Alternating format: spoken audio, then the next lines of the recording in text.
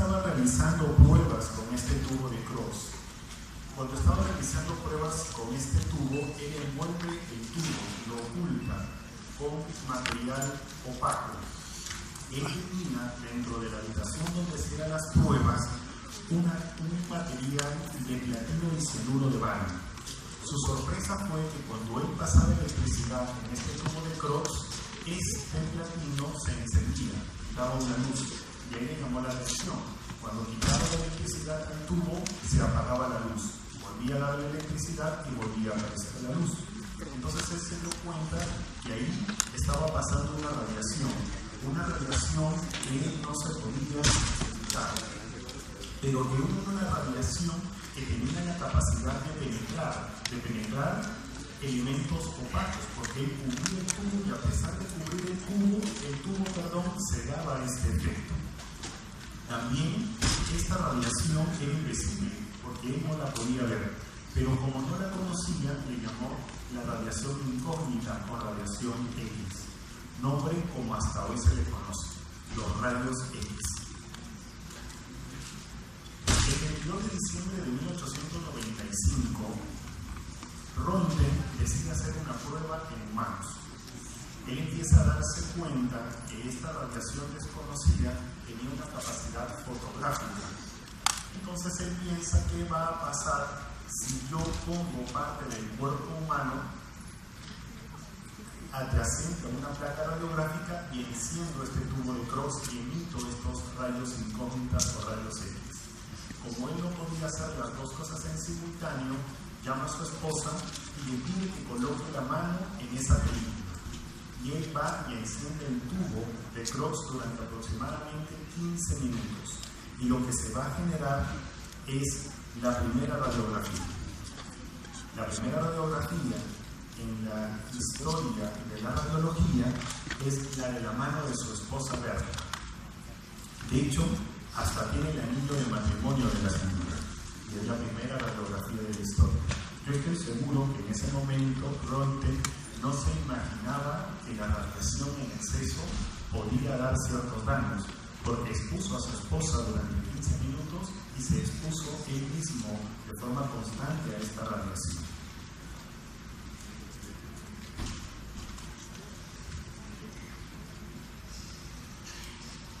Entonces, ¿cuál es la idea de la radiología o del diagnóstico por imagen? Es el poder ver lo que a simple vista no podemos ver. Y en eso se va a basar esta especialidad. ¿Qué equipos contamos nosotros para poder dar un soporte en el diagnóstico por imágenes? En realidad tenemos equipos que usan radiación, los mismos rayos X que descubrió Röntgen. Pero vamos a ver que muchos de los equipos que actualmente utilizamos no utilizan rayos X, obedecen a otros principios físicos que vamos a tratar de revisar. Pero ¿qué equipos se utilizan rayos X? Bueno, el propio rayos X, que seguramente todos lo conocen porque todos en algún momento se han tomado una radiografía de tórax. ¿Sí? Tiene un tubo de rayos X, tiene una mesa, tiene un estativo y aquí se colocan las películas para tomar una radiografía como ustedes la conocen. ¿Qué otro equipo utiliza rayos X? Los arco en C. Los arco en C, que vendría a ser esta imagen, son equipos que tienen una forma en C, un tubo de rayos X en la parte inferior y un sensor en la parte superior. Estos equipos de rayos X, que se llaman arco en C, como lo vamos a ver más adelante, en realidad son intensificadores de imágenes, y la ventaja de estos arco en C es que nos dan una imagen en tiempo real, en dinámico, con movimiento. No es como una radiografía que yo tomo y veo la imagen en ese momento estática, sino que en un arco en C yo puedo ver las imágenes en movimiento. Van a ver que estos equipos se utilizan mucho para procedimientos, se utilizan por ejemplo para arteriografías.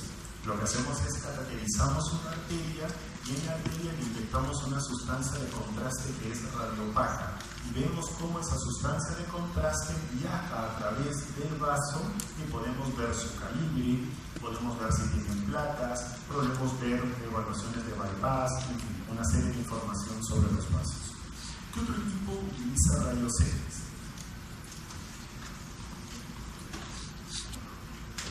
el mamógrafo y la tomosíntesis. El mamógrafo es un equipo de rayos X, pero dedicado y exclusivamente para el estudio de la mama. Es un equipo especial, tiene algunas características especiales que vamos a mencionar más adelante, pero está básicamente dado para el estudio de la mama. En la mama tenemos un gran problema de salud, que es el cáncer de mama, y la mamografía nos ayuda en su diagnóstico precoz. La densitometría, que básicamente es para estudiar la densidad de un hueso. El principio físico es relativamente sencillo. Lo que yo tengo es un tubo de rayos X en la parte superior, emite rayos X para que pase a través del cuerpo y hay un sensor debajo. Lo que se hizo es tener un patrón de referencia de personas sanas según sexo, edad y raza, con lo que lo podamos comparar. Se supone que si la mineralización es adecuada, hay una determinada radiación que debe de pasar. Si pasa más radiación, significa que hay menos mineralización, y así podemos diagnosticar la osteopenia o incluso la osteoporosis, términos que se utilizan en densitometría. Otro equipo que utiliza radiación es la tomografía. La tomografía es un equipo de una generación mucho más moderna que los rayos X, cuyos principios físicos también vamos a hablar más adelante, que me dan imágenes de mucha resolución. ¿Qué equipos utilizamos en diagnóstico por imágenes pero que no utilizan radiación? La ecografía o el ultrasonido. Los ecógrafos no utilizan radiación, como su nombre lo dice, emiten un sonido que está por encima de la capacidad auditiva de las personas humanas, de los humanos. Por eso es que no las escuchamos. Y a través de ello forman imágenes, como también lo vamos a ver cuando veamos de ello. Los resonadores magnéticos tampoco utilizan radiación. Estos utilizan un magneto y radiofrecuencia. Las cámaras gamma funcionan de una manera totalmente diferente. Como lo que se realiza en una cámara gamma es que se le inyecta al paciente un radiotrasador. Ese radiotrasador, el más común es el tecnecio, se va a impregnar en determinadas sustancias. Luego, a través de la cámara gamma, yo puedo sensar ese radiotrasador y ver los sitios en los que se acumuló. Una tecnología más adelante que la cámara gamma es la tomografía por emisión de positrones. Es una tecnología relativamente nueva, su sílabus no la contempla, pero yo les quería decir algunas palabras al respecto. La tomografía por emisión de positrones, tecnología que tenemos en el país, utiliza glucosa marcada. Esta glucosa marcada es inyectada en un producto que se llama FDG a través del torrente sanguíneo por una vena periférica. La idea o su máxima aplicación actualmente está dada en oncología, porque los tumores malignos tienen alta tasa de mitosis. Como tienen una alta tasa de mitosis, ellos necesitan un gran consumo de glucosa. Cuando inyectamos esta glucosa marcada, esta glucosa se va a impregnar justamente en esas células de alta mitosis, en esas neoplasias malignas, y luego las vamos a poder censar con este tomógrafo por emisión de positrones, pudiendo determinar qué neoplasias son malignas o qué neoplasias no son malignas. Actualmente, los tomógrafos por emisión de positrones tienen en lo que se le conocen equipos híbridos, es decir, equipos que mezclan la tomografía con emisión de positrones con una tomografía computarizada o la tomografía con emisión de positrones con un resonador magnético. Hablemos entonces de los principios físicos de las radiaciones ionizantes. Si queremos hablar de radiaciones ionizantes, tenemos que entender que en realidad estas son ondas electromagnéticas. Ondas electromagnéticas que, como cualquier onda electromagnética, tiene una longitud de onda, tiene una frecuencia y tiene una dirección de propagación. El espectro electromagnético es muy amplio. El espectro electromagnético tiene dentro de sus componentes, por ejemplo, la luz visible, la luz en todos los colores que nosotros tenemos. Y miren cómo el ojo humano es capaz de reconocer una área muy pequeña de este gran espectro electromagnético. Todo lo demás no lo vemos. Tenemos, por ejemplo, las ondas de radio, AM o FM. Tenemos, por ejemplo, las ondas de los microondas, que también son ondas electromagnéticas. Tenemos los rayos infrarrojos que utilizamos mucho en los celulares. Tenemos la luz visible y luego tenemos el otro lado, la luz ultravioleta, de la que tanto nos cuidamos, los rayos X y los rayos gamma. Todos son un espectro electromagnético, pero tienen algunas características similares y algunas características diferentes. De este espectro electromagnético, a nosotros nos interesan las radiaciones ionizantes. Las radiaciones ionizantes son aquellas que tienen la capacidad de, al impactar en un átomo, poder liberar un electrón del mismo, ionizando el elemento. A eso se le llaman radiaciones ionizantes. Las radiaciones ionizantes son los rayos X, los rayos gamma y algunas partículas como alfa, beta o neutrones. A nosotros nos interesan estos rayos, sobre todo los rayos X, que es el motivo de estudio hoy día. Entonces yo puedo dividir la radiación ionizante de la radiación no ionizante. Esta radiación ionizante en líneas generales no tiene efectos biológicos, mientras que las radiaciones ionizantes, como son capaces de alterar un átomo, estas sí tienen efectos biológicos. Y aquí, como ya les mencionaba, tenemos los rayos X, gamma o incluso algunos rayos cósmicos. Lo interesante de estas radiaciones ionizantes es que tienen la capacidad de penetrar cuerpos, como ya habíamos dicho, en una capacidad los rayos X. Hablemos entonces un poco más de los rayos X. Los rayos X tienen algunas propiedades que vale la pena recordar, y vale la pena recordar porque nos va a permitir entender la formación de las imágenes, nos va a permitir entender cómo nos podemos proteger también de estos rayos X. Los rayos X tienen una primera propiedad que ya lo hemos revisado, la capacidad de penetrar cuerpos opacos. A diferencia de la luz, cuando la luz se enfrenta a un cuerpo opaco, se detiene y por eso se genera una sombra. Los rayos X no. Los rayos X pueden penetrar un cuerpo opaco. Por supuesto que va a depender del cuerpo, es decir, el elemento con que está hecho es mucho más fácil que para un rayo X atraviese un papel que atraviese una placa de plomo. También va a depender de cuántos rayos X yo tenga, ¿cierto? Si tengo pocos rayos X, probablemente no sea capaz de pasar mi cuerpo, pero si aumento la dosis de rayos X, sí va a ser lo suficientemente fuerte como para pasar mi cuerpo, ¿de acuerdo? Pero en líneas generales tienen la capacidad de atravesar cuerpos opacos. ¿Qué otra capacidad tienen? La capacidad de ionizar átomos, que es esta capacidad de arrancar un electrón en un átomo en el impacto. ¿Qué otra capacidad tiene? La de fotografía, que ya lo había descubierto Röntgen, ¿verdad? Que es con la que vamos a formar las imágenes. ¿Qué otra característica tiene o propiedad?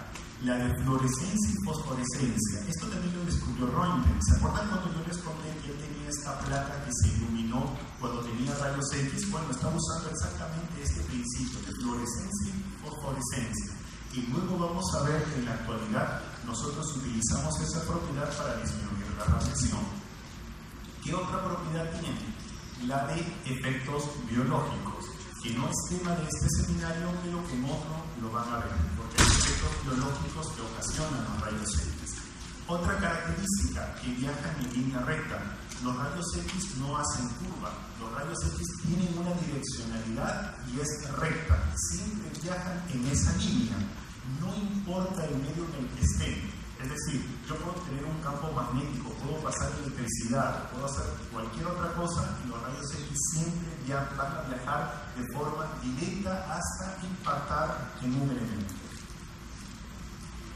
Y la otra propiedad que deben de recordar es que los rayos X se atenúan con las distancias. En eso se parecen a la luz, ¿cierto? Si yo tengo una linterna, esta linterna tiene una capacidad para alumbrar. De repente 1 metro, 2 metros, 5 metros, dependiendo de la potencia de la linterna.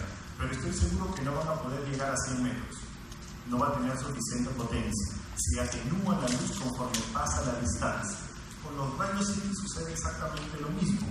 Yo puedo emitir rayos X, pero estos tienen un alcance.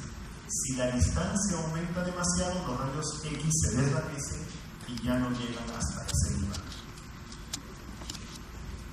¿Cómo se producen los rayos X? Los rayos X se producen aquí, en un tubo de rayos X. ¿Qué es este tubo de rayos X? Este tubo de rayos X tiene varios elementos. Tiene un cátodo, tiene un ánodo, y aquí van a salir unos electrones para chocar en el ánodo, como lo vamos a ver más adelante. Pero primero yo quiero contarles qué es lo que sucede aquí. Cuando estos electrones viajan e impactan en el ánodo. Cuando esos electrones viajan e impactan en el ánodo, pueden pasar dos cosas para formar rayos X. Lo que se conoce como la radiación característica y lo que se conoce como la radiación de frenado o de Bremsstrahlung.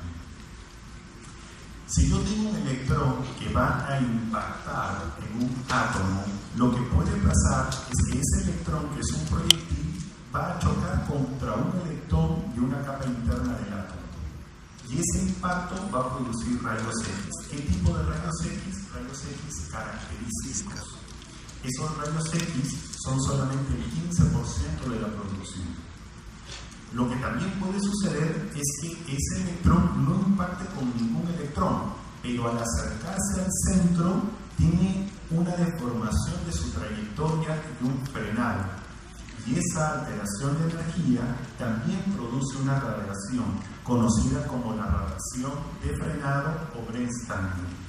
Esa radiación configura el 85% de los rayos X totales. En realidad, ese efecto solamente se va a producir en la zona de impacto, aquí, en el ánodo. Pero, ¿qué condiciones tienen que haber para que se produzca este impacto? ¿De dónde van a salir esos electrones? Esos electrones van a salir justamente de este tubo de rayos X. Y el tubo de rayos X va a tener ciertos componentes: un generador, un cátodo, un ánodo, una ampolla al vacío, un blindaje y un filtro. Y trataremos de ver de qué se trata cada uno.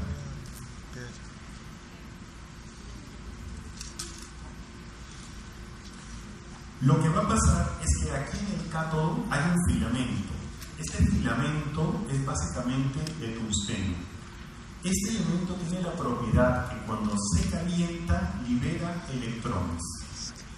La energía que va a llevar al cátodo es generada, valga la redundancia, por el generador y es medido por miliamperios.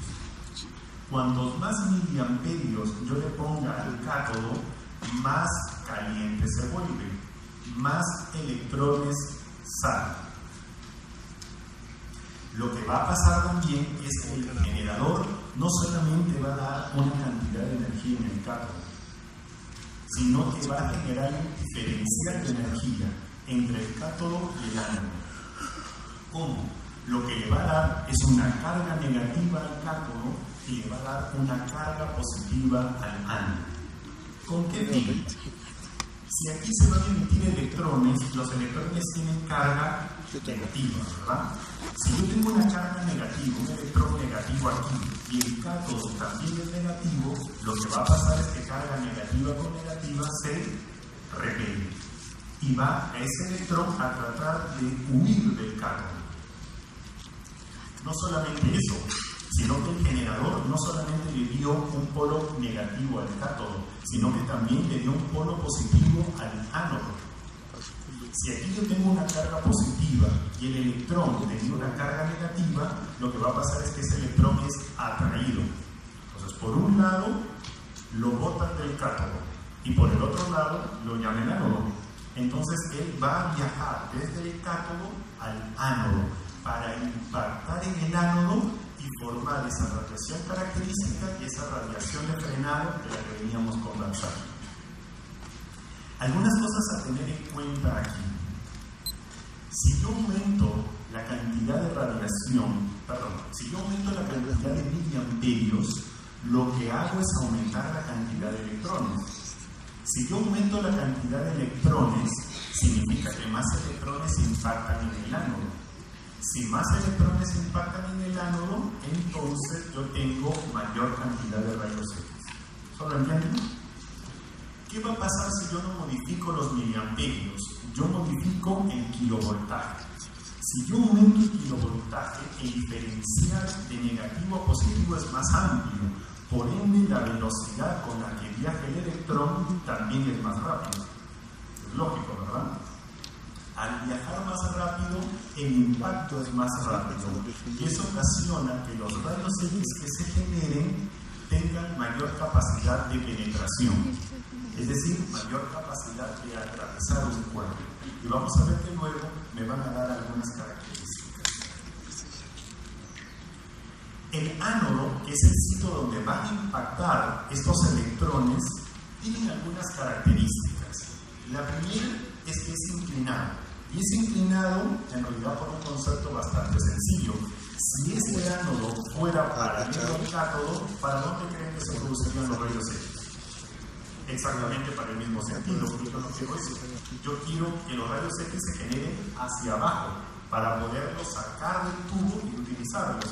Entonces mi solución era inclinar el ánodo. La segunda característica del ánodo es que la mayoría de electrones que chocan acaban convirtiéndose en calor, y en realidad un porcentaje muy bajo en rayos X. Ese calor hacía al inicio que el ánodo se deteriorara muy rápido por el calentamiento. La solución que encontraron es que el ánodo no se quede quieto, sino que rote, de tal manera que cuando impactara en un punto empezara a rotar. Para cuando él dé la vuelta a 360 grados ya se había enfriado ese punto. Por eso es que se dice que los ánodos son giratorios o rotatorios, características de los ánodos. Entonces hemos revisado hasta ahora que el tubo de rayos X tiene un generador, que es lo que da la electricidad, tiene un cátodo y tiene un ánodo. ¿Qué otras características tiene que tener o qué otros elementos tiene que tener este tubo de rayos X? Tiene que ser una ampolla al vacío. ¿Por qué? Esto vendría a ser un tubo de rayos X sin la parte de metal. Tiene que ser una ampolla al vacío porque si yo estoy emitiendo electrones del cátodo hacia el ánodo, nada debe de interferir en que choquen con el ánodo. Si hubiese cualquier partícula, así sea polvo, ese electrón chocaría con esa partícula y ya no llegaría hasta el ánodo para formar los rayos X y perdería mucha energía. Además de que ya no podría controlar ese factor, ya no sé cuántos electrones van a llegar y cuántos no. Para evitar esa situación, los rayos X están en una ampolla al vacío. ¿Qué otra característica? El blindaje. ¿Por qué? Porque si bien es cierto, nosotros tratamos de direccionar los rayos X por una ventana por donde salen, pudiese pasar que algunos rayos X se escapen. Y como los rayos X, si bien es cierto, son muy buenos porque nos ayudan al diagnóstico, también tienen como inconveniente algunos efectos biológicos. Para evitar que esos rayos X se escapen, usamos un blindaje. Es decir, un metal que cubre todos los rayos X y solamente deja como agujero por donde van a salir los rayos X. Finalmente, el último elemento de los rayos X son los filtros. Yo les mencionaba que la idea de los rayos X es pasar el cuerpo. ¿Qué es lo que va a pasar? Cuando yo tengo un paciente y emito los rayos X, tres cosas pueden pasar con esos rayos X. Lo que yo quiero, que atraviesen el cuerpo y lleguen a la película para formar la radiografía que yo quiero. Pero lamentablemente no todos los rayos X logran hacer eso. Algunos rayos X se quedan dentro del paciente como radiación. Y otra fracción de estos rayos X rebotan en el cuerpo y se produce lo que se le llama radiación dispersa o radiación secundaria. Cuando salen los rayos X del tubo de rayos X, esa radiación se conoce como radiación primaria. Cuando choca y rebota y sale en todas las direcciones, se llama radiación secundaria o dispersa. ¿Cuál es el objetivo entonces del filtro? El objetivo del filtro es tratar de atenuar esos rayos X, por llamarlo de alguna manera, débiles, que ya uno sabe que no va a poder atravesar un cuerpo y que por ende no va a formar imagen. ¿Esa radiación de qué me sirve? Solamente va a aumentar la radiación en el paciente porque no me va a formar imagen. Como yo no quiero ese tipo de radiación, yo pongo un filtro, que básicamente es una pequeña lámina de aluminio, de tal manera que impide que esos rayos X débiles pasen y solamente pasan los rayos X de mayor potencia que sí van a atravesar el cuerpo y que me van a dar imagen. ¿Qué factores de exposición va a utilizar estos rayos X? Ya les mencionaba, miliamperios, kilovoltaje, y el tercer factor que no les había mencionado era el tiempo, lo cual es muy lógico porque no es lo mismo que yo encienda un tubo de rayos X un segundo que lo encienda 10 segundos. Es lógico que cuanto más tiempo encendido esté, más cantidad de radiación va a salir. Entonces, el miliamperaje, ¿se acuerdan? Que le llevaba energía al cátodo y que liberaba los electrones. Lo que hacen es que al aumentar el miliamperaje, aumentan la cantidad de radiación. Y más de la mano con el tiempo, porque hacen exactamente el mismo trabajo. Si yo aumento el tiempo, la cantidad de electrones total también es mayor y por ende la cantidad de radiación es mayor. Por eso muchas veces estos dos factores se fusionan. Y uno habla de la variable miliamperios segundos, que vendría a ser el miliamperaje con el tiempo.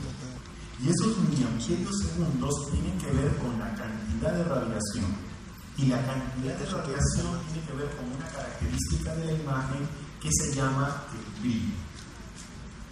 El kilovoltaje, recuerdan, ese diferencial de energía que hacía que el electrón viaje a gran velocidad para el impacto, hace que los rayos X que se generan tengan capacidad de penetración. Y la capacidad de penetración tiene que ver con otra característica de la imagen que se llama contraste. ¿Cómo lo vamos a ver más adelante? Entonces, ¿qué es el contraste? El contraste es la capacidad en una imagen de poder diferenciar lo blanco de lo negro. Si yo les muestro esta primera línea de escala de grises, ¿cuántos grises ustedes pueden diferenciar? Probablemente pueden diferenciar 5 o 6 tipos de grises. Todo lo de aquí lo ven negro, todo lo de acá lo ven blanco y probablemente aquí empiezan a diferenciar algunos grises. ¿Es verdad? Yo les voy a mostrar otra escala de grises. Les voy a mostrar esta escala de grises. ¿Yo tengo el mismo negro que veía acá? Sí. ¿Tengo el mismo blanco que veía acá? Sí. Pero ahora tengo una cantidad de grises mayor. ¿Logran ver más escala de grises? Esto es el contraste. Es cuánta escala de grises yo puedo mirar. Cuánto puedo diferenciar el blanco del negro. Y eso tiene que ver con kilovoltaje.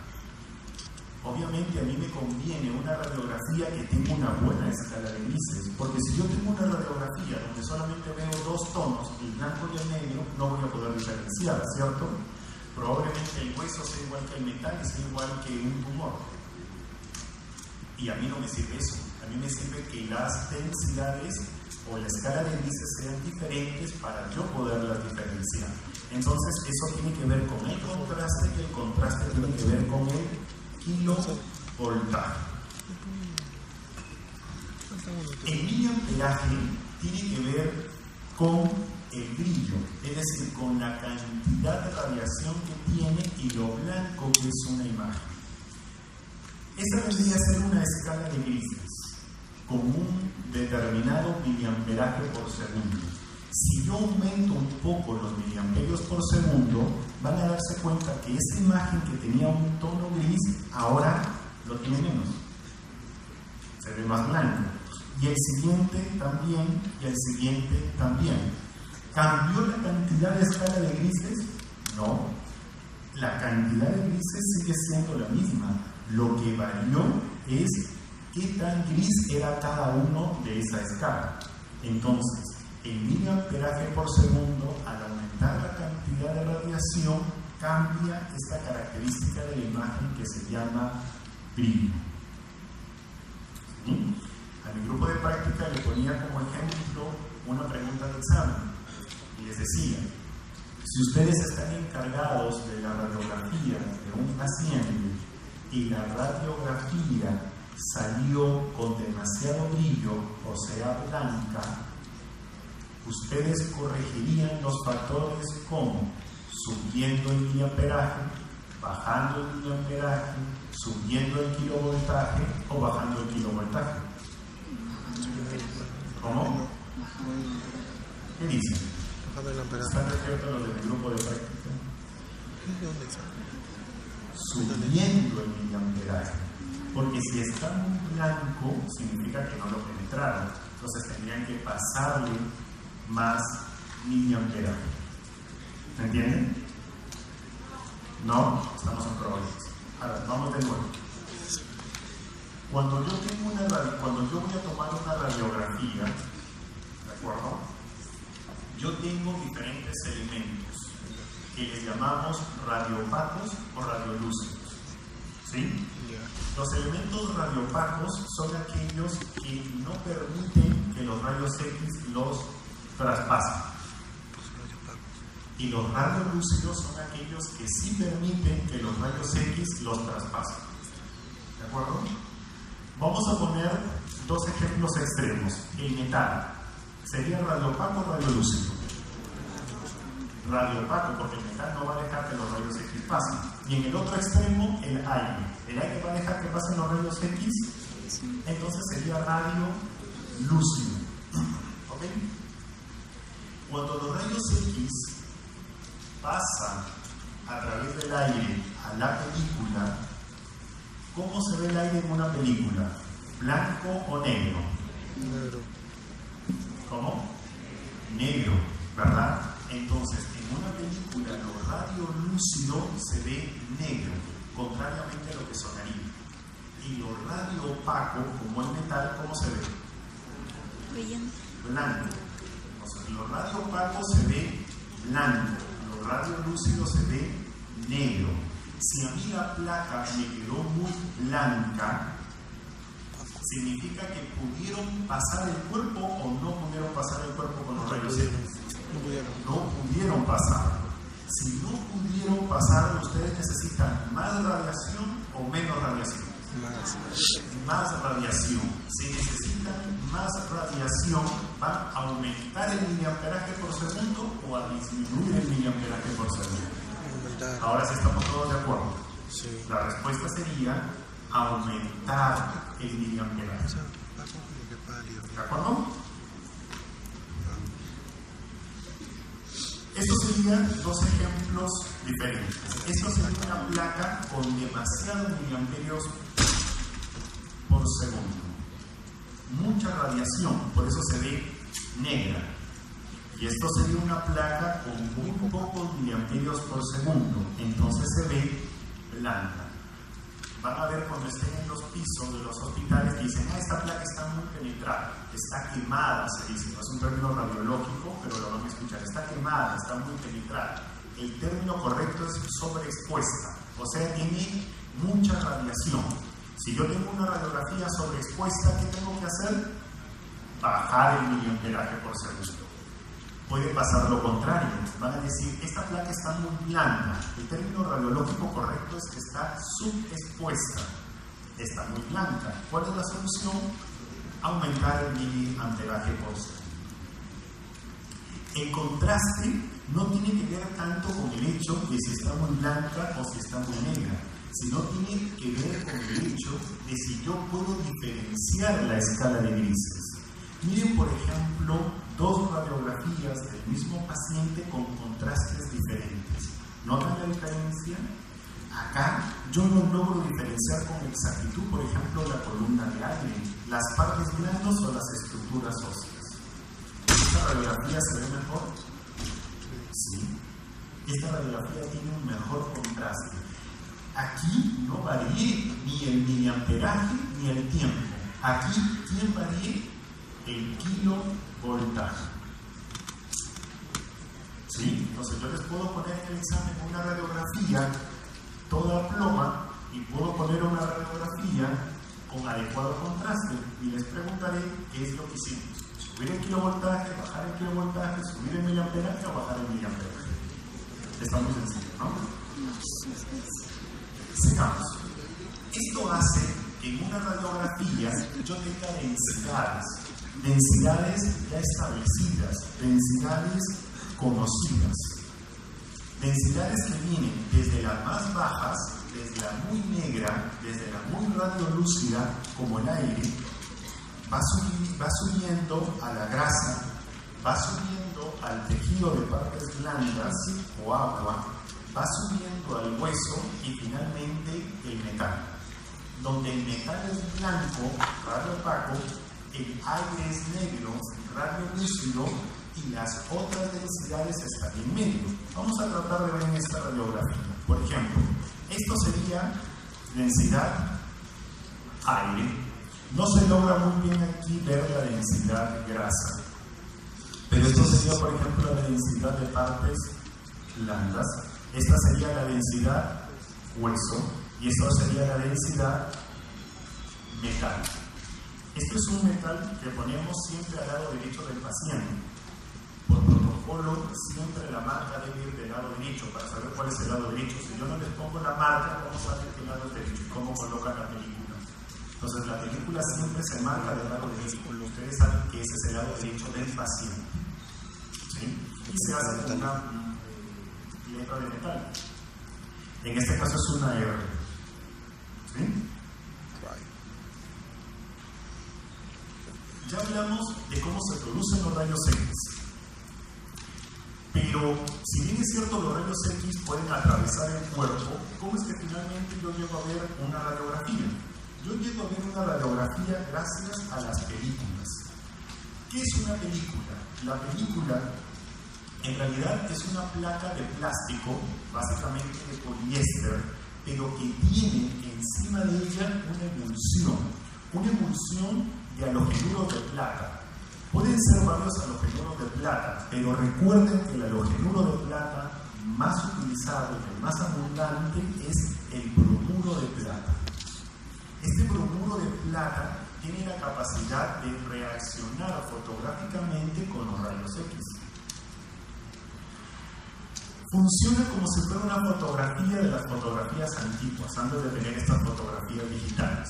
Yo tenía un rollo, tomaba mi fotografía y tenía que correr el rollo para tomar otra fotografía. Esas películas tenían que ser procesadas. Entonces, lo que yo voy a tener es una película de poliéster con mi emulsión de bromuro de plata y va a ser expuesta a radiación. Si yo tengo un paciente, por ejemplo un tórax para tomar, en el aire va a pasar toda la radiación, ¿verdad? En la grasa va a pasar menos radiación, en el corazón va a pasar menos radiación, en la columna menos todavía. Entonces, como la cantidad de radiación que pasa en cada punto es diferente, la reacción del bromuro de plata en cantidad también es diferente. En el aire que toda la radiación pasa, probablemente todo el bromuro de plata reaccione con los rayos X. Pero en los huesos que no dejan pasar los rayos X, poco o nada del bromuro de plata va a reaccionar. Esta película, al igual que los fotógrafos antiguos que entraron en un cuarto oscuro para procesar o revelar esta película, se hace también en los rayos X. Esta película, después de ser tomada la radiografía, tiene una imagen que se llama latente. Es decir, yo sé que la imagen está ahí, pero si yo saco la película, no voy a ver nada. Para que yo pueda ver la radiografía, yo tengo que procesar la película. La película pasa por todo un proceso de revelado, ¿sí? Pasa por un líquido que se llama revelador, luego se lava, pasa por un líquido que se llama fijador, se vuelve a lavar, se seca y finalmente se tiene. Antes ese proceso se hacía manual, duraba como 30-40 minutos. Hoy tenemos unos procesadores automáticos que son como una suerte de fotocopiadora que uno mete la película y 60 o 90 segundos después me devuelve la película ya procesada. ¿Sí? Y ahí yo recién tengo una imagen real. Entonces, ¿cuál es el objetivo de la película? El poder ver la imagen que yo quiero radiografiar. Y tiene como base un plástico de poliéster y emulsiones de bromuro de plata. Estas emulsiones de bromuro de plata pueden estar en una capa o en las dos capas, por arriba y por abajo. Pueden ser de grano normal o pueden ser de grano fino. Es decir, que el bromuro de plata, hay unas películas especiales que son cristales muy pequeños. Como son cristales muy pequeños, dan mejor resolución de imagen, pero necesitan más radiación. Esas las utilizamos en las mamografías. ¿Vamos hasta ahí? ¿Cómo es que vamos a tratar de aprovechar algunas propiedades de los rayos X? Voy a hablar primero de chasis. El chasis es un soporte rígido que me sirve para transportar las películas. Las películas van metidos en estos chasis. Este es un chasis cerrado, esto vendría a ser un chasis abierto. La película va aquí. ¿Por qué? Porque la película de rayos X reacciona con los rayos X, pero también reacciona con la luz. Si yo expongo una película de rayos X a la luz, se vela. Si yo la proceso, quedaría totalmente negra, como que si hubiesen disparado rayos X. Entonces, estas películas de rayos X no pueden quedar expuestas a la luz. Entonces, tienen que ir en un cobertor que les anule la luz. Ese cobertor se llama chasis, que me permite transportarlo, que es rígido y que me permite que no le entre la luz. Ese es el objetivo del chasis. Por supuesto que el chasis es radio lúcido, ¿no? Para poder dejar que los rayos X lo penetren. Pero dentro del chasis hay unas pantallas que se llaman pantallas intensificadoras. ¿Cuál es el objetivo de estas pantallas intensificadoras? Ustedes recuerdan la capacidad de luminiscencia que tenían los rayos X. Si yo quiero tomar una radiografía y quiero que ese bromuro de plata reaccione solo y exclusivamente con rayos X, voy a necesitar una cantidad de rayos X alta. ¿Qué hago para tratar de disminuir esa cantidad de radiación? Yo pongo estas pantallas intensificadoras. Estas pantallas intensificadoras, cuando le caen los rayos X, dan una luz. Y la luz reacciona con el bromuro de plata. Entonces, le ayudan a los rayos X a activar esos bromuros de plata, de tal manera que la cantidad de radiación que yo utilizo la disminuye. Al disminuir la radiación, también disminuyo la radiación para mi paciente, que es uno de los objetivos. ¿Me dejo entender? Entonces, ese es el objeto de las pantallas intensificadoras. Estos chasis y estas películas vienen en tamaños. Los tamaños en líneas generales se miden en pulgadas. O sea, van a escuchar al tecnólogo decir, si quiero una placa 14 por 17 pulgadas, 14 por 14 pulgadas. Obviamente el tamaño va a depender del órgano que ustedes quieren tomar como radiografía. Si quieren tomar una mano, no van a elegir una película de 14 por 17 donde sale todo el abdomen, ¿no? Sería un desperdicio. Van a utilizar una placa pequeña para tomar solamente una mano. Y eso básicamente depende.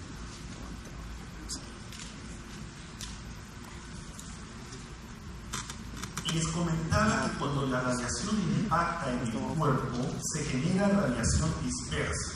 Es decir, los rayos X están llegando al cuerpo y cuando llegan, chocan y parte de ellos se distribuyen en todas las direcciones.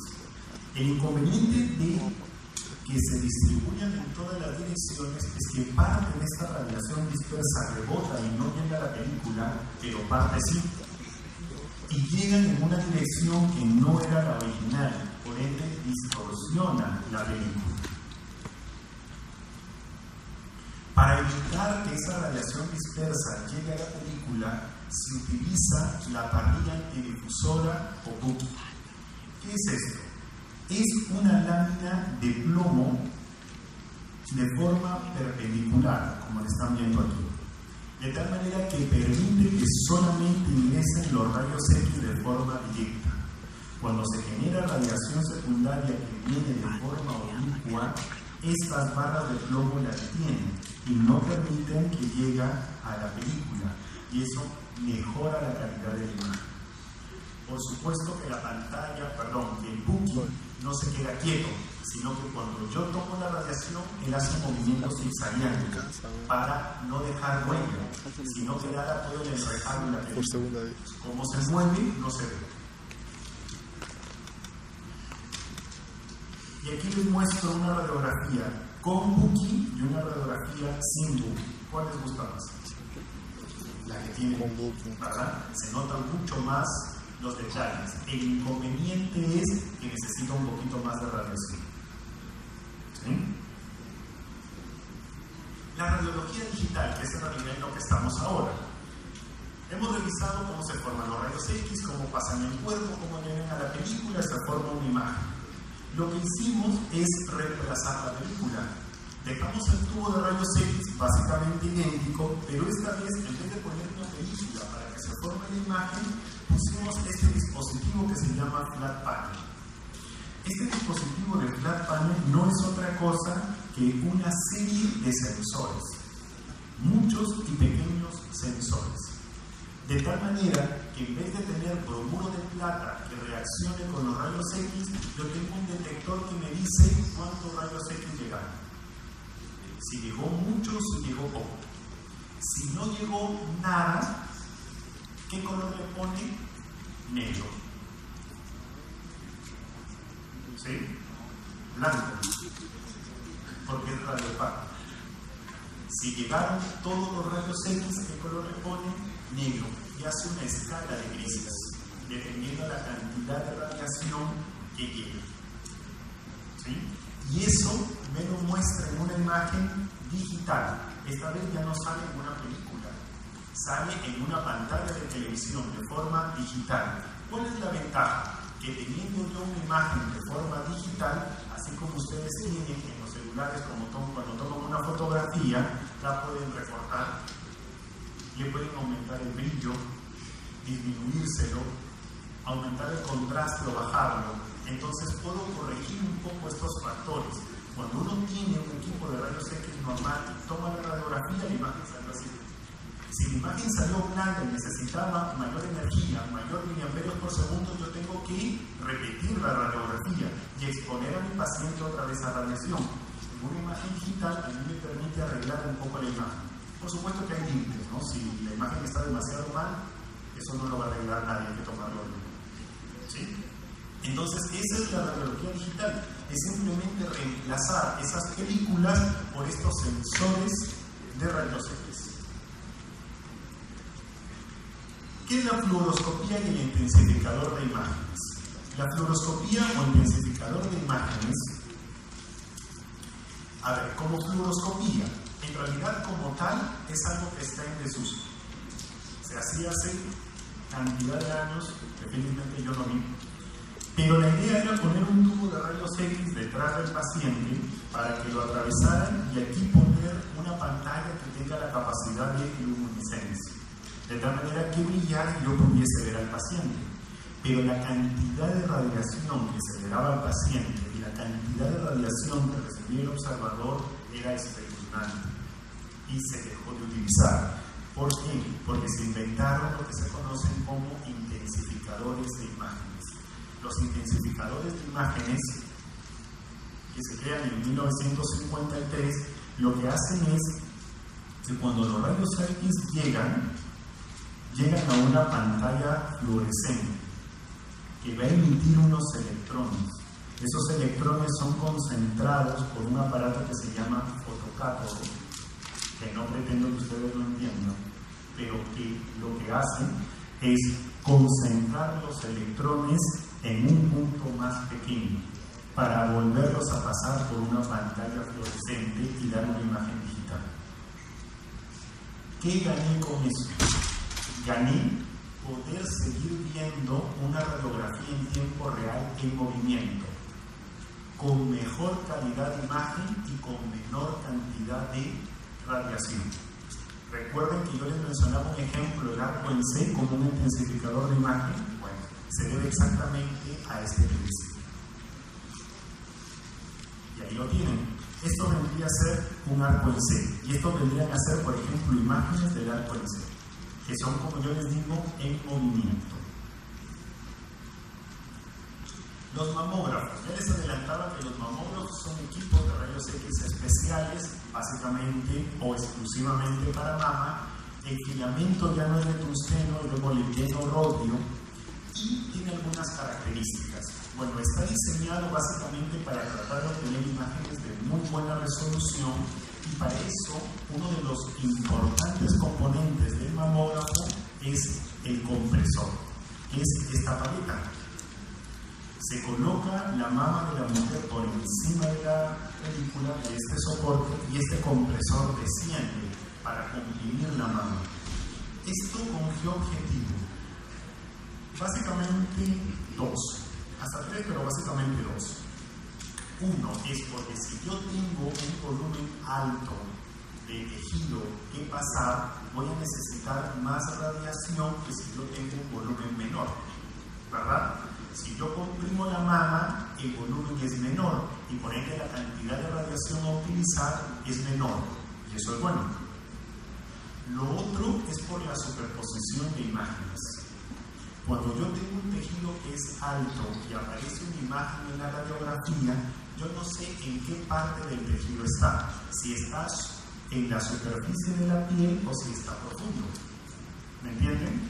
Si yo lo comprimo, ese rango donde puede estar es menor. Entonces, al comprimir, extiendo el tejido y me es más fácil estudiar. En eso se basa la compresión de mama en una mamografía que es muy importante. Actualmente, y hace relativamente pocos años, se están produciendo equipos que se llaman tomosíntesis. Los equipos de tomosíntesis, estoy seguro que hasta los han escuchado en esta propaganda del Seguro Social que tienen los mamógrafos más actuales del mundo que diagnostican cáncer 3 años antes. Bueno, son los tomosíntesis. ¿Sí? Esta tomosíntesis, ¿en qué se diferencia? Un mamógrafo normal tiene el tubo de rayos X, la mama con compresión y la película debajo. Y lo que obtengo es una imagen 2D, como esta. La tomosíntesis tiene un tubo, pero que gira. Y cuando gira, hace varias adquisiciones de la mama. Y en vez de darme una sola imagen, me da cortes como si fueran tomográficos, por partes de la mama. ¿Qué ganamos con eso? Disminuir la interposición de imágenes y mejorar notablemente el diagnóstico. En eso se basa la tomosíntesis. Tomografía. El inconveniente siempre de los rayos X, y ya se los venía contando, es la interposición de imágenes. Yo veo una radiografía de tórax y veo una imagen nodular. ¿Dónde está esa imagen nodular? Bueno, puede estar en la piel, puede estar en la grasa, puede estar en la pleura, puede estar en el pulmón, pudiese estar en la pleura del otro lado, por el tejido celular subcutáneo posterior, yo no sé. Ese es el problema de la radiografía convencional, que tiene mucha superposición de imagen que no me permite diferenciar. Bajo esa necesidad es que nace la tomografía. Y este señor, Hansfield, en 1972, presenta la primera tomografía, que le llama la tomografía axial computarizada o computada.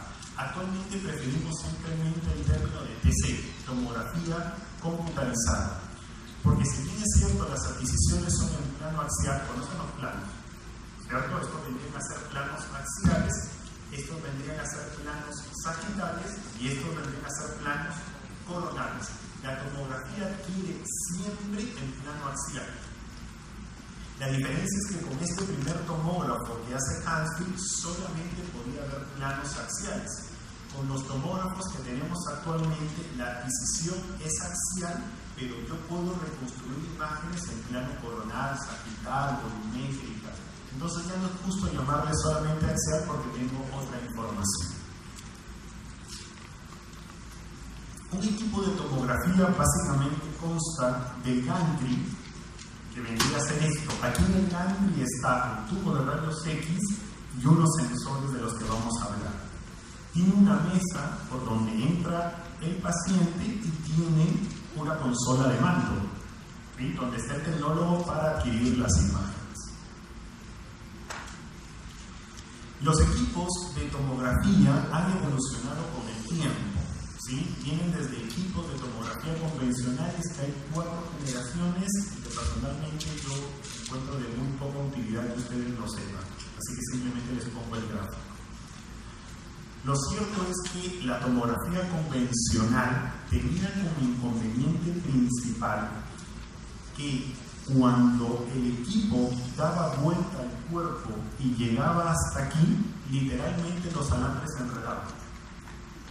Entonces, lo que tenían que hacer era regresar el tubo de rayos X hasta su posición para que el paciente avance. Entonces, imagínense, este era el tubo y este era el paciente. Daba vuelta a 360 y tenía que regresar. El paciente avanzaba, corría en 360 y tenía que regresar. El paciente avanzaba y así estaba. Se tomaban minutos, realmente minutos, para tomar un cerebro. ¿Sí? El salto generacional fue cuando los ingenieros pudieron hacer un sistema donde el tubo de rayos X gire sin fin, sin que tenga que retornar después de una vuelta completa. Eso nos saltó de generación a lo que se conoce como la tomografía helicoidal.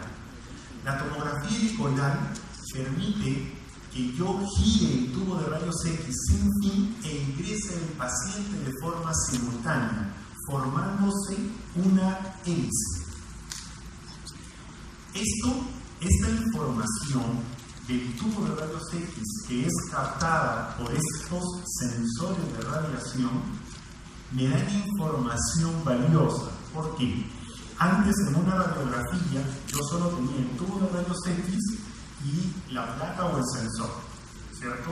Y de este punto yo solo tenía esta información. Ahora no, yo tengo mucha más información porque ese punto lo corto aquí, lo corto aquí, lo corto aquí, lo corto aquí, lo corto en los 360 grados. Tengo muchísima más información. Es por eso que el tomógrafo, con fórmulas matemáticas, me permite reconstruir imágenes. La tecnología no ha quedado ahí. La tecnología actualmente está en lo que se llaman los tomógrafos helicoidales multidetectores, que seguramente han escuchado. ¿Qué es lo que hicimos en esta nueva tecnología? Lo que pasó es que antes teníamos un tubo de rayos X y una fila de detectores, y hacíamos una adquisición helicoidal. La variación fue que en vez de tener una fila de detectores, pusimos varias filas de detectores.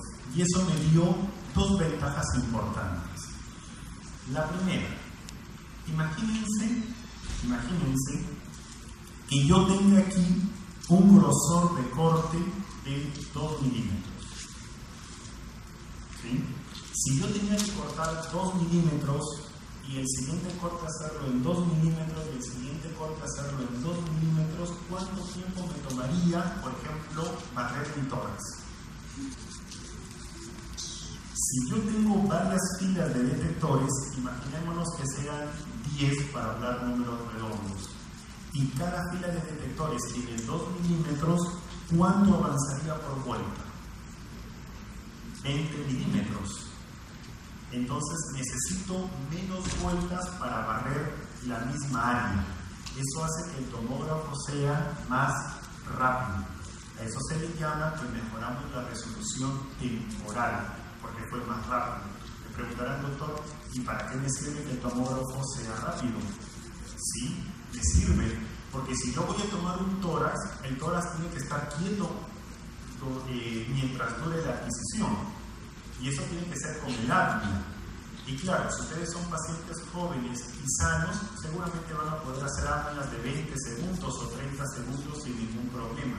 Pero se imaginen cuando yo tengo un paciente añoso, de repente con EPOC o con insuficiencia cardíaca, que yo le diga al paciente que deje de respirar 20 segundos, no va a ser posible. Entonces estos tomógrafos helicoidales mejoraron la resolución temporal para ese tipo de pacientes.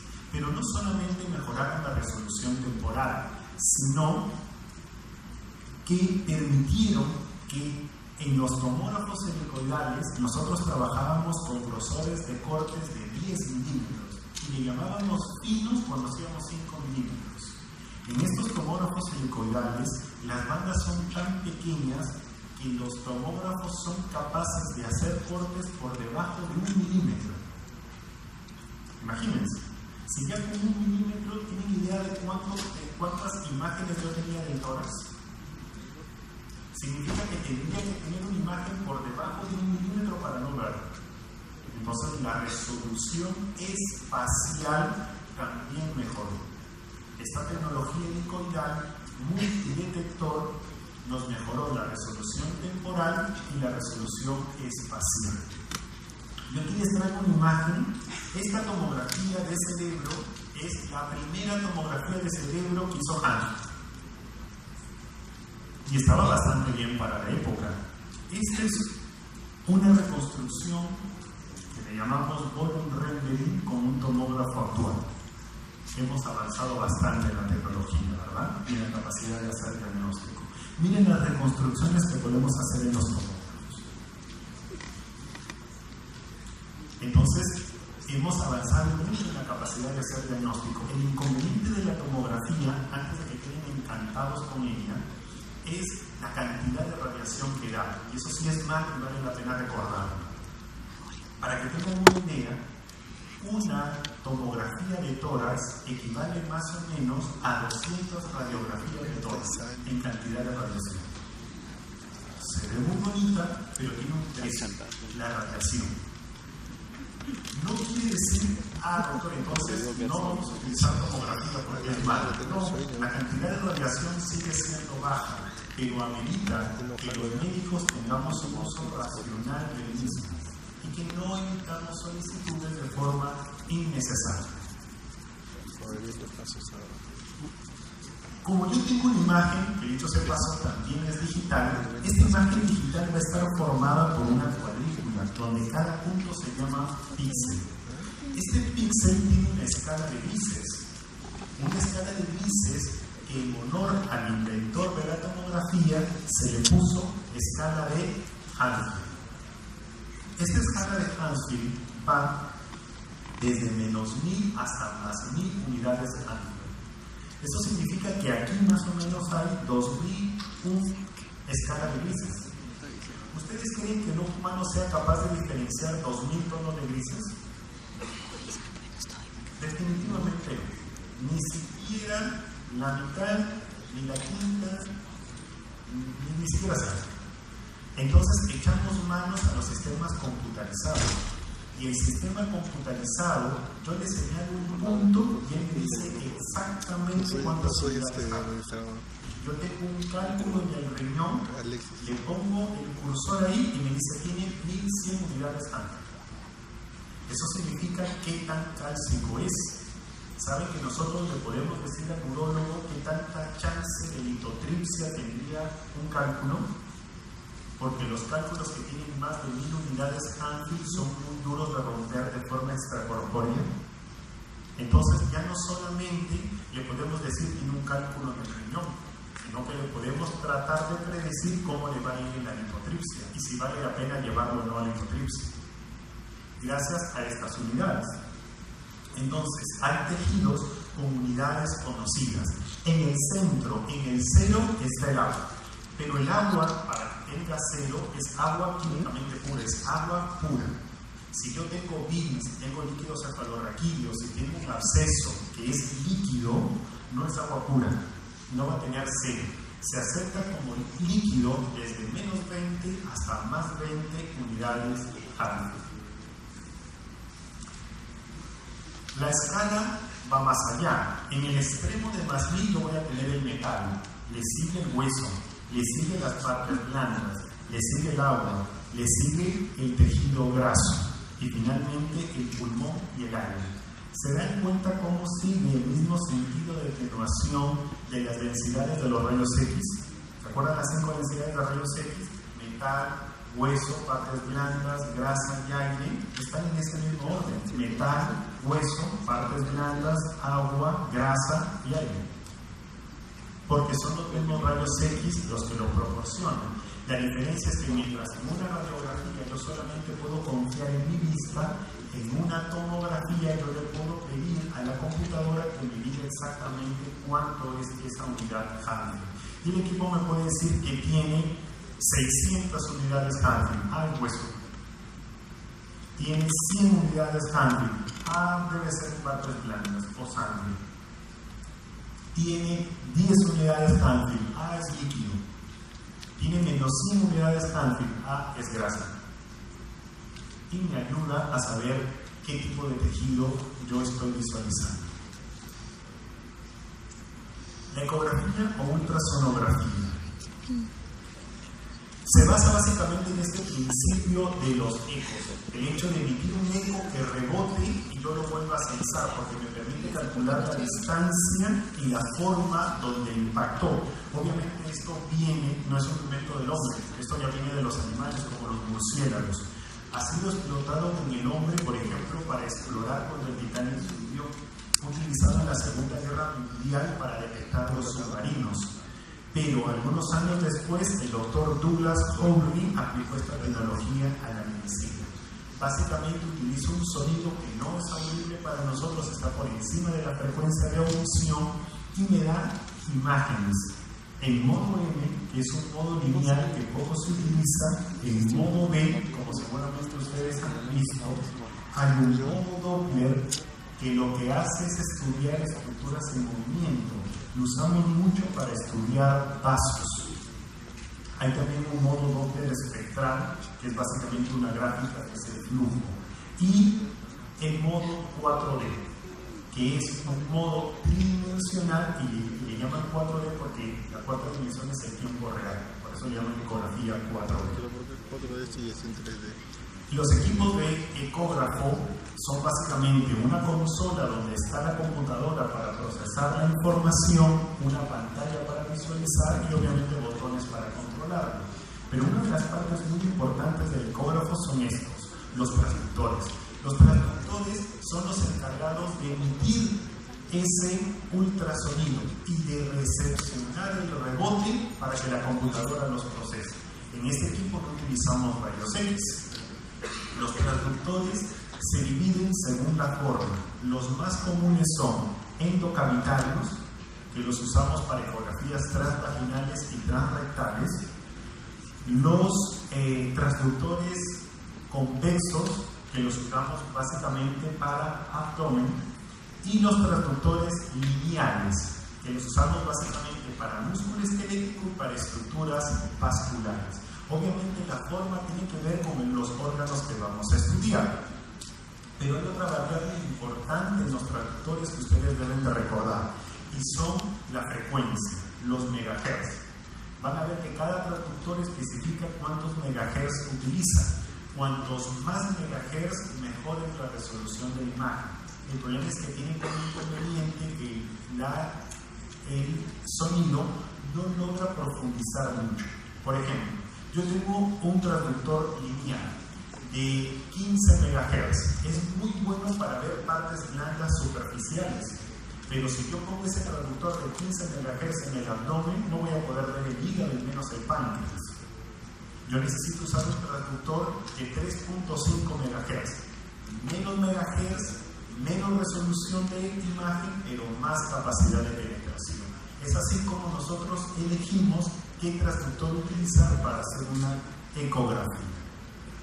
Hay elementos que yo le llamo enemigos de la ecografía. ¿Por qué le llamo enemigos de la ecografía? Porque no permiten que el sonido pase, lo atenúan.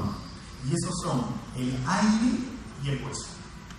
Cuando el haz de ultrasonido llega e impacta con el aire o impacta con el hueso, se detiene, rebota y ya no progresa. Como ya no progresa, no me deja ver lo que está detrás de ese hueso, detrás del aire. ¿Por qué le digo que son enemigos? Porque si yo tengo un paciente que está muy distendido, porque tiene de repente una obstrucción intestinal, ecografía no es un buen método. ¿Por qué? Porque está lleno de aire y el aire no deja pasar los ecos y no voy a poder ver más allá. ¿Por qué es importante saberlo? Porque si yo tengo una lesión en el hueso que es medular, no la voy a poder ver por eco, porque cuando el eco llegue a la cortical ya no voy a poder ver por debajo. El mejor amigo del ecógrafo es el agua, porque el agua prácticamente no atenúa el eco, lo deja pasar muy bien. Si en radiología hablábamos de radiopatio y radiolúcido, si en tomografía hablábamos de densidades o de unidades Hanfield, en ecografía hablamos de ecogenicidad o refringencia. Y decimos que una imagen es hiperrefringente cuando se parece al blanco o cuando tiene mayor ecogenicidad que lo que lo rodea. Decimos que es hipoecogénico cuando tiene menor ecogenicidad que lo que le rodea o tiende al negro. Decimos que es isoecogénico cuando tiene la misma escala de grises que lo rodea. Una imagen que es altamente hiperecogénica, como el hueso, o como el aire, o quizás como un metal, no permite que los que el ultrasonido pase. Todo el ultrasonido rebota y se forma detrás una imagen oscura, que es conocida como sombra acústica. Esto es importante porque cuando una imagen tiene sombra acústica, ustedes deben de pensar que ahí hay calcio, casi de forma indefectible. Calcio, aire o un metal, pero nosotros no tenemos metal dentro del cuerpo, así que, salvo que tenga un cuerpo extraño, tendría que ser aire o hueso. Contrariamente, si yo veo una imagen que no es hiperecogénica, sino que es anecogénica, totalmente negra, y detrás veo una acentuación del eco, eso se le conoce como refuerzo posterior o refuerzo acústico. Y eso me indica que la lesión es líquida. Y me permite diferenciar los sólidos. Vamos a poner un ejemplo. Esta es una imagen de ecografía, es una vesícula biliar. Miren la vesícula, esto es bilis, como es agua, miren el refuerzo acústico. Esta imagen que ven aquí, hiperrefringente, es un cálculo de la vesícula, y como es de alta densidad, como es muy hiperecogénico, da sombra acústica. Miren cómo también podemos ver las paredes de la vesícula engrosada. Miren cómo dentro de la pared de la vesícula hay unas capas hipoecogénicas. Eso es porque tiene edema de pared. El diagnóstico en esta imagen sería una colecistitis aguda calculosa.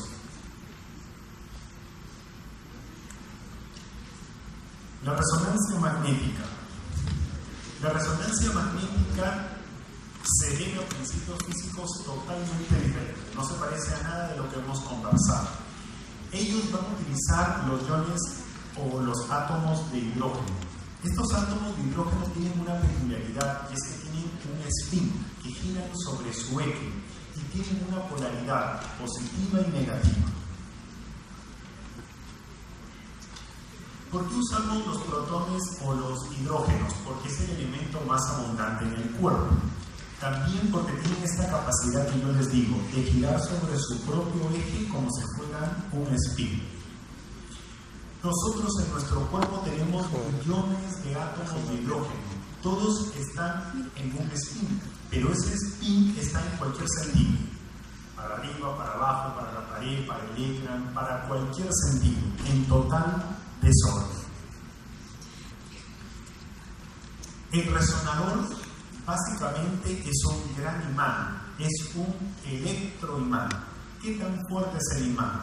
Los resonadores en capacidades de imanes se miden en teslas, y seguramente han escuchado, este es un resonador de Tesla, de 1.5 teslas, de 3 teslas.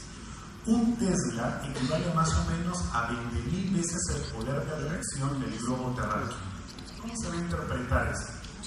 Ustedes recuerdan que el peso o la fuerza es igual a la masa por la gravedad. Si yo tengo una masa de 10 kilos en la Tierra y me voy a la Luna, la masa sigue siendo 10 kilos, pero el peso ya no es 10 kilos. Es menos porque la capacidad de atracción de la Luna es menor que la Tierra. Ahora vamos a hacer nuestro ejemplo con un resonador. Yo tengo 1 kilo de fierro aquí en la Tierra y pesa 1 kilo. Y lo voy a meter a mi resonador de un Tesla, que equivale 20.000 veces el globo terráqueo. ¿Cuánto creen que va a pesar ese kilo de fierro? 20.000 kilos, 20 toneladas, una ruma de autos. ¿Esto por qué se los digo? Porque es muy importante que ustedes entiendan todas las medidas de bioseguridad que se tienen en un resonador. Cuando estén en los hospitales en las prácticas van a ver que en los servicios de imagen nos cuidamos mucho de que nada de metal entra al resonador. Porque si de casualidad yo entro con una silla de ruedas al resonador, ¿se imaginan lo que va a pasar? Me va a quitar la silla de ruedas, y yo siempre he dicho, mejor que me atropelle un bus a que me caiga esa silla de ruedas. Porque si la silla tenía 1 kilo de fierro, me va a golpear con 20 toneladas. Prefiero un bus o un carro. Bueno, prefiero el carro, de hecho. ¿Verdad? Entonces, la conversión es muy alta, y por eso es que tenemos tantas medidas de bioseguridad o de seguridad. Lo que sí les tengo que aclarar es que esta conversión es válida solamente con el fierro. ¿Por qué? Porque es un imán. ¿Sí? Un imán es capaz de atraer el fierro, pero por ejemplo no es capaz de atraer el aluminio. ¿Qué pasa si yo cojo 1 kilo de aluminio y lo pongo en el resonador? ¿Cuánto pesa? 1 kilo. Si yo peso 80 kilos dentro del resonador, ¿cuánto peso? 80 kilos. O sea, el resonador es 20.000 veces el globo terráqueo con el fierro. El problema es que casi cualquier objeto de metal que ustedes tengan tiene un poco de fierro. ¿Sí? Y bastaría 1 gramo de fierro para que pese 20 kilos. Me corrigen si hice la conversión mal. 1 gramo de fierro. ¿Cuánto pesa un martillo? 8 kilos. A ver, ¿quién me da la cabeza para golpearlo con un martillo de 8 kilos? ¿Se imaginan si yo tengo un martillo de 20 kilos que sería el equivalente de 1 gramo y yo lo impactara? Puede ser mortal para un paciente. Entrar en una silla de ruedas, entrar en un balón de oxígeno, entrar en una camilla y que en el trayecto se encuentre a un paciente, lo mata. Por eso las medidas de seguridad, y por eso les explico esto para que entiendan todas las medidas que tomamos. Pero, ¿por qué tenemos un campo magnético tan potente? Tenemos un campo magnético tan potente porque lo que necesitamos es que estos iones de hidrógeno que estaban desalineados y puestos de cualquier manera se alineen. Porque es como poner un pequeño imán dentro de un gran imán, donde no tiene otra alternativa que alinearse. Cuando yo tengo los imanes alineados, yo puedo transmitirles una energía, un resonar, y por eso se llama resonancia. Y para que lo entiendan, es como tratar de transmitirle energía a una copa. Si yo tengo una copa que tendría una onda de frecuencia muy alta, pero yo tengo una cantante que llegue a esa frecuencia, le podría transmitir la energía e incluso romperlo, ¿cierto? Es exactamente lo que vamos a intentar hacer con estos spins de hidrógeno. Los spins de hidrógeno quedan alineados, pero en determinado momento no solamente se alinean, sino que hacen un movimiento que se llama de precesión, que vendría a ser como esto. ¿Han jugado con trompo? Cuando el trompo está por caerse, hace ese movimiento. O sea, gira sobre su eje, pero además precesa. Ese movimiento de precesión, esa frecuencia de precesión, a mí me permite poderle transmitir energía. Si yo le doy exactamente con esa frecuencia, le transmito energía. Y cuando ceso ese impulso de radiofrecuencia, el spin de eco me devuelve un impulso de radiofrecuencia, que es el equipo SENSA con el que obtiene imágenes. Obviamente, esa devolución del impulso de radiofrecuencia depende de 2 cosas. Uno, del impulso que yo le envié. Si yo le envío impulsos diferentes, las respuestas son diferentes. Pero también depende del tejido en el que están esos iones de hidrógeno. Porque el ion de hidrógeno que está en la orina, en la pelvis del riñón derecho, no responde igual que el ion de hidrógeno que está en la sustancia blanca de la corteza frontal derecha. ¿Me entienden? Entonces yo puedo estimular hidrógenos de la misma manera, pero tener respuestas diferentes. Es así que la resonancia tiene secuencias, y las secuencias dependen, no pretendo que se lo memoricen solo para que les suene, 2 factores que se llaman tiempo de eco y tiempo de repetición. Estos son factores del impulso de radiofrecuencia. Pero cuando yo altero esos factores para estimular a los iones de hidrógeno, a mí se me generan las secuencias que lo van a escuchar en resonancia.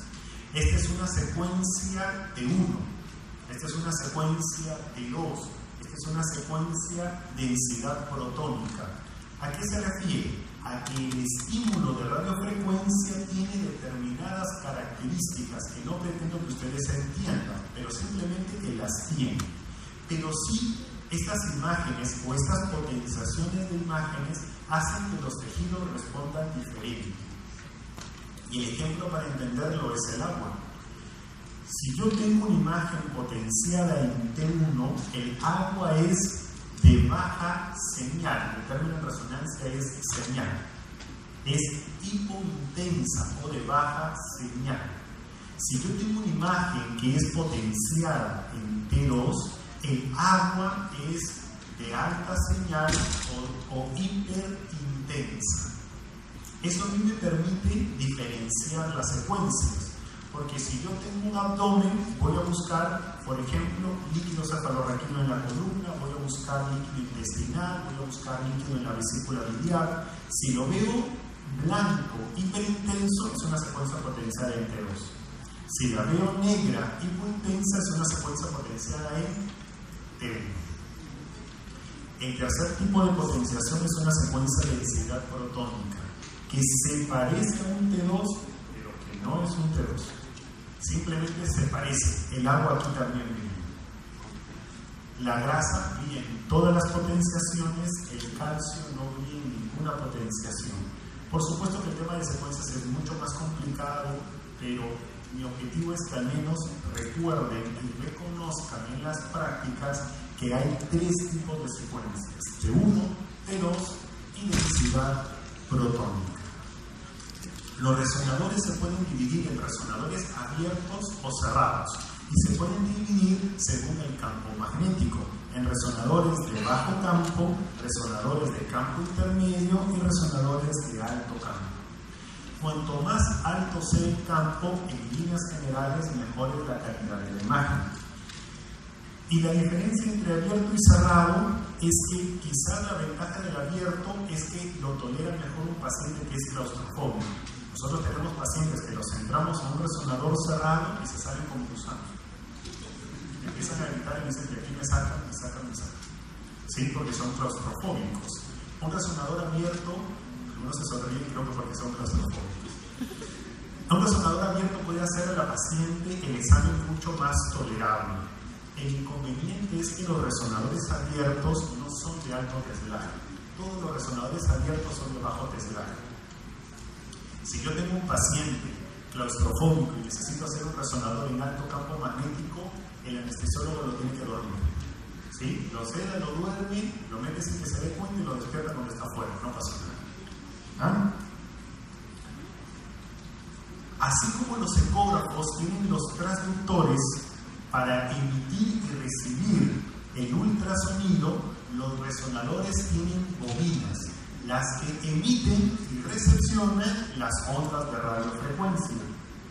Estas también tienen que ver con la estructura anatómica.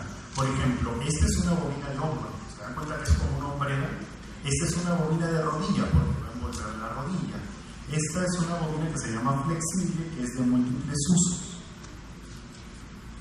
¿Cuáles son las indicaciones de la resonancia? En realidad, múltiples. Es un método muy bueno, de mucha información médica.